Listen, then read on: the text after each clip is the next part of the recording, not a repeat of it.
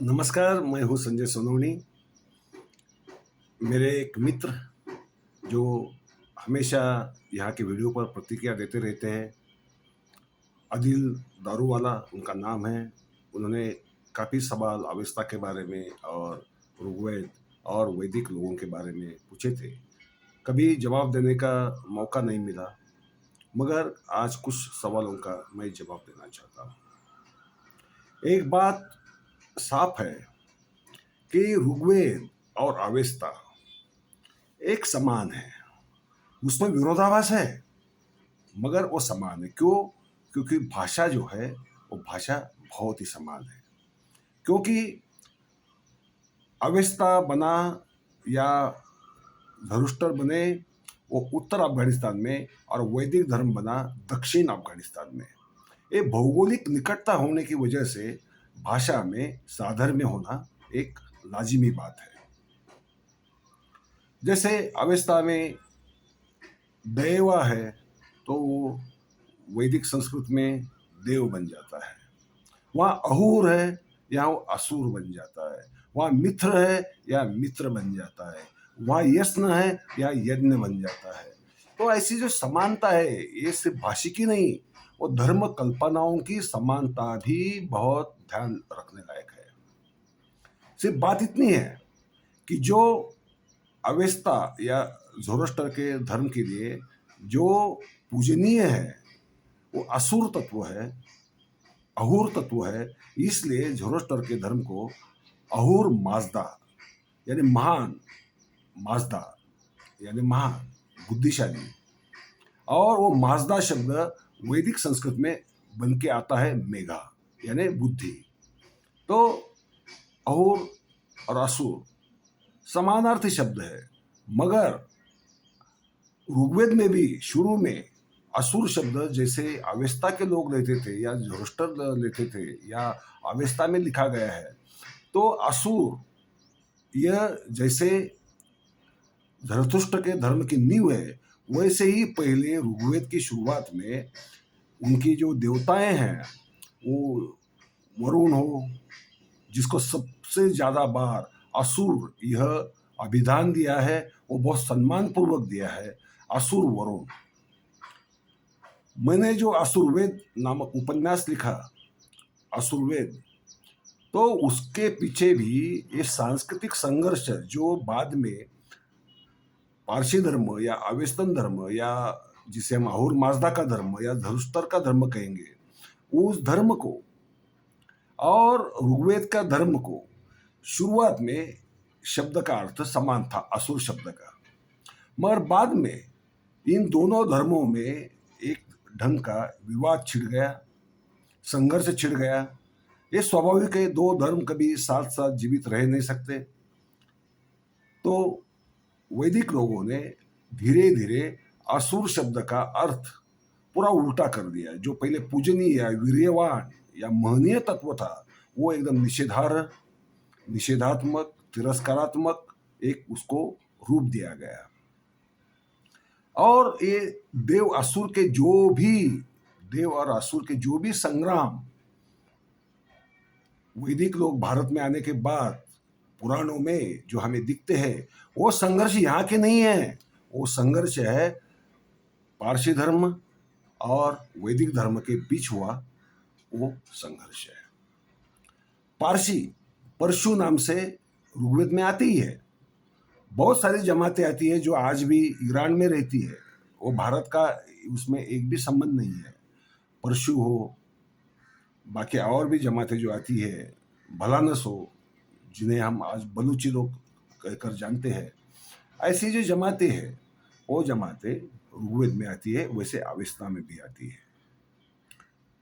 Avesta में पारसी धर्म का पहला जो संस्था ये था, राजाश्रय देने वाला राजा था विष्टाश्व। वो विष्टाश्व को ऋग्वेद में इष्टाश्व कहा गया है। ये सिर्फ ध्वनि बदल है, बाकी कुछ खास फर्क नहीं। जैसे एक भाषा की नजदीकी दूसरी भाषा होती है तो उच्चार बदल जाते हैं, वैसा वो उच्चार बदला, मगर मूल संदर्भ जो है, असली संदर्भ जो है वही रहा कि अवेस्ता में जो आते फॉर एग्जाम्पल जरथुष्ट्र भी ऋग्वेद में आते हैं जरूथ नाम से, और जरूथ को अग्नि में मार डाला, अग्नि में जलाकर मार डाला, ऐसा वशिष्ठ ने अपनी ऋचा में लिखा हुआ है। और वास्तविकता यह है कि जरथुष्ट्र की मौत भी अग्नि मंदिर में जलाने से ही हुई, ये इतिहास है। और वो सिर्फ पर्शियन लिटरेचर में ही नहीं, वो ग्रीक लिटरेचर में भी उसके संदर्भ हमें मिलते हैं कि उसे अग्नि मंदिर में जलाकर हायोना नाम की जमात ने मारा। इनको खुशी हुई, वैदिक लोगों को स्वाभाविक है कि प्रतिस्पर्धी धर्म का नेता ही मर गया हो, जलकर मर गया हो, भले उसे दूसरे किसी ने मारा हो, मगर उसके ऊपर खुशी जताने की बात इन्होंने नहीं छोड़ी। इन्होंने 3 ऋचाओं में, एक नहीं 3 ऋचाओं में वही घटना को लेकर खुशी जताई है, वशिष्ठ ने जताई है। और वशिष्ठ ऋग्वेद का संस्थापक यानी पहला ऋषि माना जाता है, पहला मंडल भी वशिष्ठ प्रणीति है, ये सब हम जानते ही हैं। ऋग्वेद और अवेस्ता, लगभग अवेस्ता जरा पहले शुरू हुआ उसका लिखना।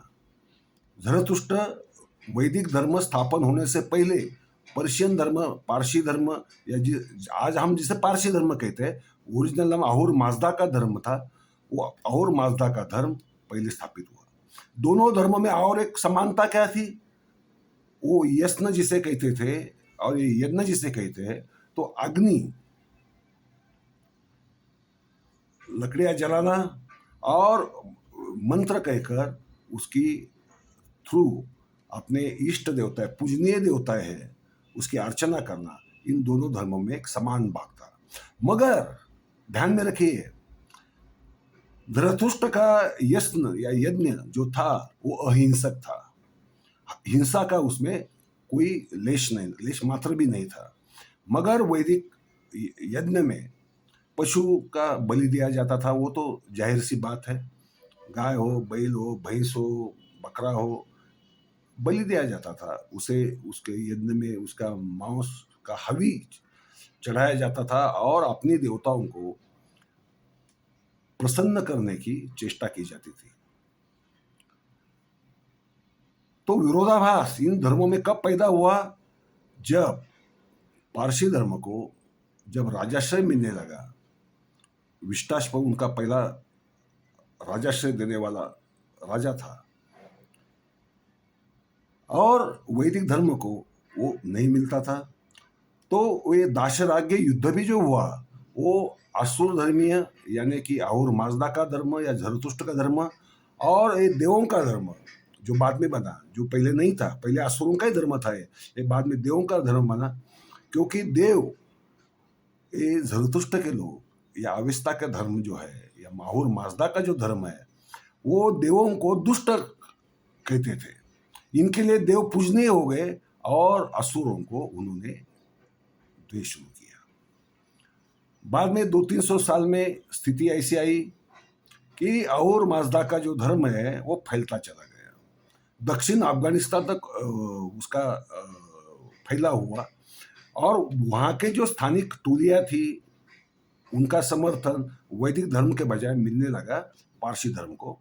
तो धार्मिक संघर्ष था, तो धार्मिक संघर्ष में अंततः जीत हुई अवेस्ता के धर्म की या अहुर माजदा के धर्म की, और कुछ वैदिकों को या तो अहुर माजदा के धर्म में जाना पड़ा दबाव से, या अपनी जगह से निकलना पड़ा।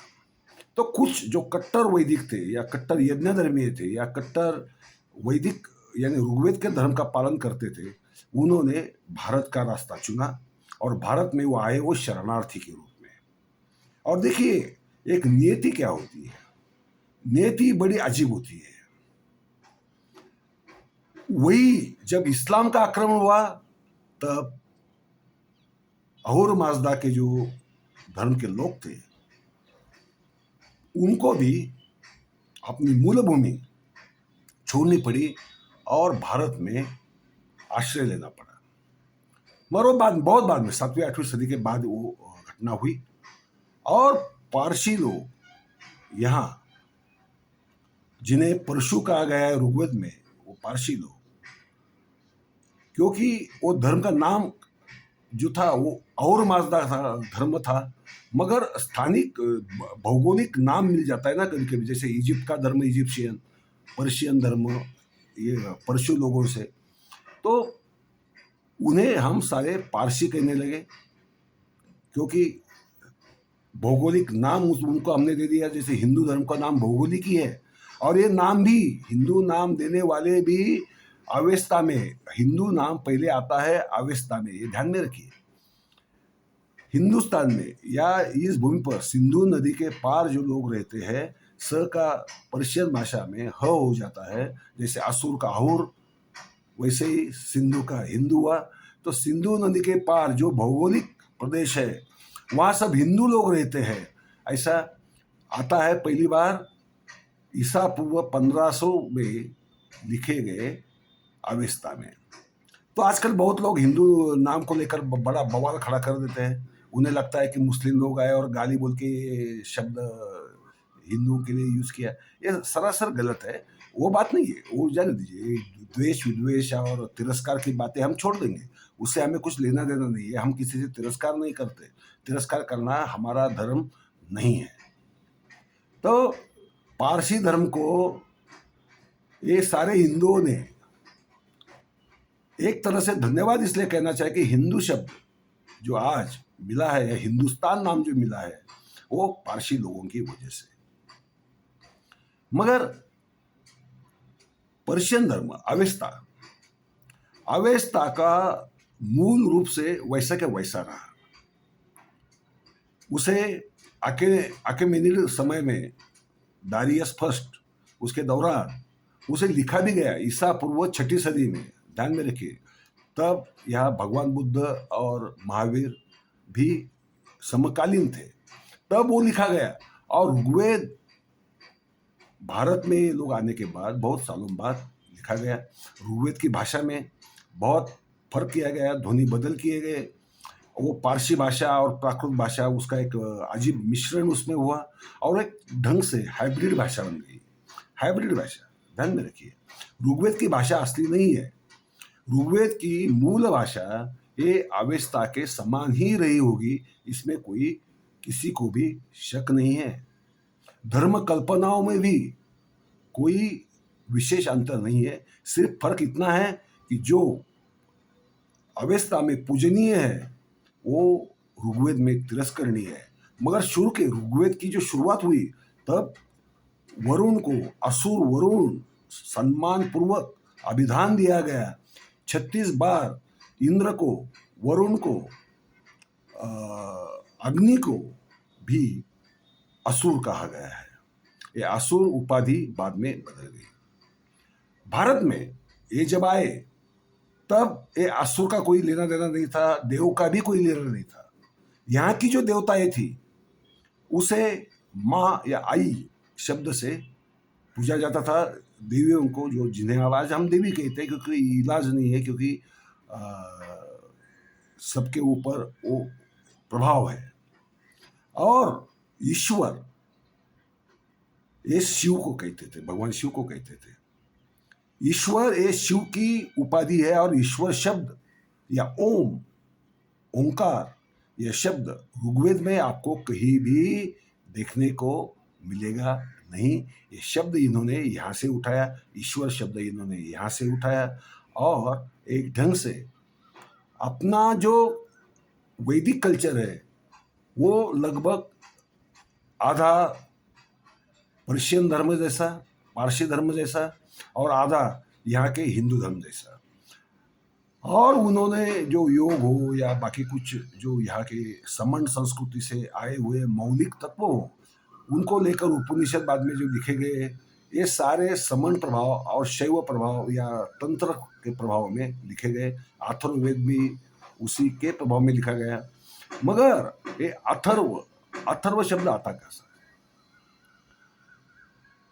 ये शब्द भी पारसी भाषा से आता है, ध्यान में रखिए। अतार, ये शब्द अग्नि का प्रतिशब्द है। और उनके जो पुजारी है वो अथर्वण नाम के हैं, और ये अथर्ववेदी है। ये अथर्वण और अथर्वण, अथर्वण ब्राह्मण और अथर्वण पुरोहित एक समान है। अर्थ बदल हो गया होगा, उनके जो रिचुअल्स है, जो कर्मकांड है वो अलग रहेगा, मगर एक समानता ये रही कि जो संज्ञाएं है, संज्ञाएं जो की त्यों रही। तीसरी बात ऐसी है कि ये पारसी धर्म में मग नाम के पुरोहित वर्ग एक था। मैजिक शब्द जो ये अंग्रेजी में बना है ये मग लोगों की वजह से, क्योंकि ये मगी लोग एक मैजिशियन थे या मैजिशियन है ऐसा आभास होता था, क्योंकि उनका कर्मकांड, पूजा की जो पद्धति थी वो एक सुपर नेचुरल पावर्स पाने के लिए थी, अलौकिक शक्तियां पाने के लिए थी। और ये मगी लोग भारत में भी आए। कब आए? महाभारत में हो या कुछ पुराणों में हो, कथा मिलती है कि कृष्ण के पुत्र को कुष्ठ रोग हुआ, वो ठीक हो ही नहीं रहा था। उसे ठीक करने के लिए मगी ब्राह्मणों को, पुरोहितों को तो ब्राह्मण, ये वैदिक भाषा में ब्राह्मण कहते हैं, उन्हें बुलाया। बेहराम ये जो शब्द आता है पर्शियन भाषा में, बेहराम और ब्राह्मण, इसमें कोई अंतर नहीं है। ये शब्द भी ये पारसी भाषा का या पर्शियन भाषा का निकट का संबंध है। बेहराम ये जो शब्द है ये ब्राह्मण शब्द से बहुत नजदीकी रिश्ता रखता है। तो ये जो कृष्ण के पुत्र सांब को कुष्ठ रोग से निजात पाने के लिए कृष्ण ने मगी ब्राह्मणों को यहाँ बुलाया। सूर्य पूजा, क्योंकि पारसी धर्म में सूर्य पूजा महत्वपूर्ण मानी जाती है, तो उन्होंने शाम को सूर्य पूजा सिखाई। और ये कहते हैं कि गुजरात में ये सब हुआ, जहाँ नज़दीकी द्वारका थी, द्वारका में हुआ। तो सूर्य मंदिर कृष्ण ने बनाया मगी लोगों के सम्मान के लिए, और मगी लोग फिर यहाँ काफी स्थायी कृष्ण के जमाने हो गए, ऐसे पुराणों में लिखा गया है, महाभारत में लिखा गया है। तो आप ध्यान में रखिए, पर्शियन और वैदिक ये एक दूसरे के दुश्मन थे। ये पर्शियन लोगों की वजह, पारसी धर्म के लोगों की वजह से वैदिकों को भारत में शरण लेनी पड़ी, शरणार्थी बनकर आना पड़ा। और ये वैदिकों ने, कृष्ण वैदिक नहीं था, वैदिक धर्म कतई नहीं था, नहीं तो कृष्ण वो मगी ब्राह्मण को या मगी पुरोहितों को क्यों न्योता देता था और यहाँ स्थानीय क्यों करता था? इसके बाद की पुराण कथा जो बनी भारत में, ये वैदिक लोगों की एक कला है। ये बहुत गलत ढंग से सारी बातें पेश करते हैं, मनगढ़ंत ढंग से पेश करते हैं, उसमें सच्चाई के अंश बहुत कम होते हैं। होता एक है और उसके विपरीत लिखा जाता है। वैदिक लोग वहां से स्थानांतरित कैसे हुए ये यस्न में लिखा गया है, क्योंकि ये जो भूगोल है पारसी लोगों का, वो दक्षिण या हेलमंड या जिनको सरस्वती नदी, इनकी जो प्यारी प्रिय अम्बित में देवित्त में जो नदी है सरस्वती, वो क्षेत्र में पारसी धर्म का प्रवेश हो गया था, ये यस्न में लिखा है। इसका मतलब है कि वैदिकों का जो प्रभाव क्षेत्र था उधर पारसी धर्म का प्रभाव बढ़ गया और इनको शरणार्थी बनकर भारत आना पड़ा। आगे का इतिहास तो आप सब जानते हैं। मुझे लगता है कि इससे एक बात समझनी चाहिए कि कितनी भी कोशिश करें, इतिहास आपको माफ नहीं करता। आप कितनी भी छिपाने की कोशिश करें, कोई चीज हमेशा के लिए छिपी नहीं रहती, छिप नहीं सकती, वो बाहर आनी ही आनी है। तो पारसी धर्म और वैदिक धर्म शुरू में समान थे, बाद में इनकी देवता है, इनके लिए असुर बन गई, इनके असुर उनके लिए देवता बन गए, ऐसी बात हुई। असुर तत्व जो है आया। अहूर तो जो है वो तो पारसी धर्म पहले से ही था, जिसको हम असीरिया कहते हैं, वो असुरों का ही देश था। भारत का असुरों से कोई संबंध नहीं, देवों से भी कोई संबंध नहीं। देव ये शब्द वैदिकों की वजह से भारत में आया, असुर शब्द भारत की वजह से आया। और ये भारत में आने के बाद जो भी इनके विरोधी थे, जैसे बलि हो, जो जो असुर सम्राट इन्होंने कहे हैं, या रावण हो, उन्हें असुर संज्ञा दे दी, क्योंकि वो वैदिक धर्म के खिलाफ थे। और जो इनको पूजने लगते थे उनको देव संज्ञा दे दी। भारत में ये संज्ञा नहीं थी, क्योंकि 9000 साल पहले की एक देवी प्रतिमा मिली है, जिसका प्रतिमांकन एक पत्थर पे हुआ है, वो सोन नदी के क्षेत्र में। और उसके उधर आज भी आदिवासी लोग उसको माँ कह के उसकी पूजा करते हैं। महाराष्ट्र में भी आप देखो, तुळजाई, काळुआई, या आई शब्द, क्योंकि मातृ देवता, हम मातृ पूजक है, हिंदू लोग मातृ पूजक है। तो आई या बा या ईश्वर, ये जो हमारी संज्ञाएं है, ये हमारी संज्ञाएं है। देव या असुर ये हमारी संज्ञाएं, भारत की संज्ञाएं या हिंदुस्तान की या हिंदुओं की संज्ञाएं नहीं है। ये भी हमें ध्यान में रखना चाहिए। धन्यवाद।